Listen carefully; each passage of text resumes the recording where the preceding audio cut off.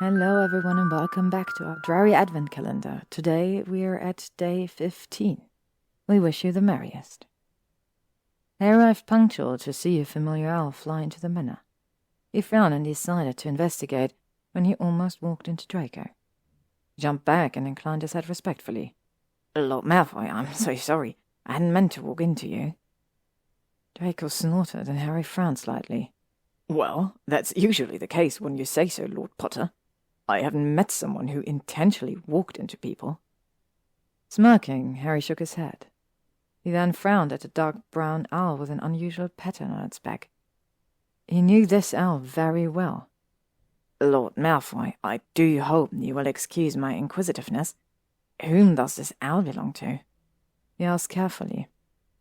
Looking down at the owl, Draco frowned.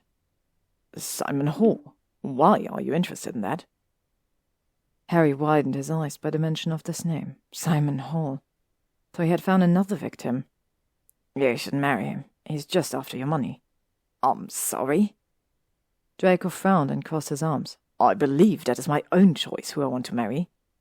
"He will take from you whatever you have and leave you to die by the side of the road. Trust me, he's done it before." He really didn't want to say that Simon had been the one to take everything from him. That was the reason he lived in a small house outside of London. This man had taken everything he owned, almost everything, and sold it. When he had finally realized it, it had been too late. And with Simon having forced his way into Harry's life half a year after Ginny had died, he had just accepted him as his own savior, never realizing that he was a bad person. Draco, however, hadn't seen this side of Simon as he narrowed his eyes. "I'm going to marry Simon. Stop accepting your fate as it is. You're like a turkey voting for an early Christmas." He threw his hands into the air. How had he not realized yet that Simon wasn't the person he pretended to be? "He's not as polite as you think, Draco." Harry shook his head, about to say more when Draco glared at him. "And I think you're forgetting yourself, Lord Potter." Harry stopped in the middle of his action and froze. He looked at Draco coldly before he straightened his posture, threw back his shoulders, and raised his head to look at him straight into the eyes. "You're right, Lord Malfoy. I have forgotten myself." He stared at Draco for a moment, before he bowed for 2 seconds. "With the utmost respect, I would like to offer you my deepest apologies for stepping out of line. I have nothing further to say. Your son will be home by exactly 4 o'clock. Have a pleasant afternoon, Lord Malfoy." Harry inclined his head without looking at Draco and turned round to leave the room. Scorpius looked at Harry interested when they left the Manor. "Was that your first fight with my father? It was epic." Despite the anger still rushing through his veins, Harry chuckled at Scorpius' comment, and they went to the sledding hill again. He didn't like to go far away, and maybe Draco would come to his senses soon. Who knew?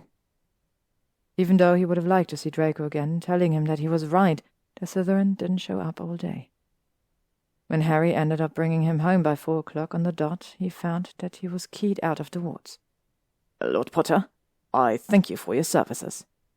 Draco appeared in front of him, a cheque in his hand. "From today on, I won't need a caregiver anymore.